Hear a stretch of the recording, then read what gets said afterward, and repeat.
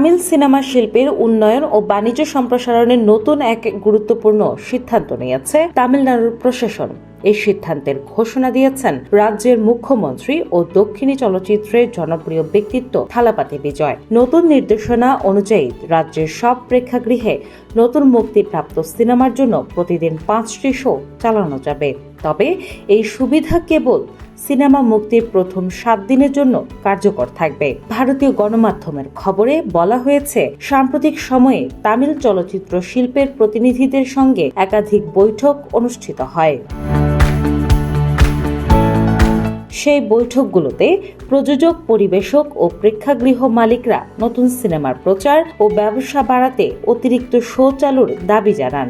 বিশেষ করে তারা প্রতিদিন অন্তত একটি অতিরিক্ত শো যুক্ত করার প্রস্তাব দেন, যাতে দর্শক চাহিদা পূরণ করা যায়। এরপর সরকারের সংশ্লিষ্ট দপ্তর বিষয়টি পর্যালোচনা করে আনুষ্ঠানিকভাবে সেই প্রস্তাবে সম্মতি দেয়।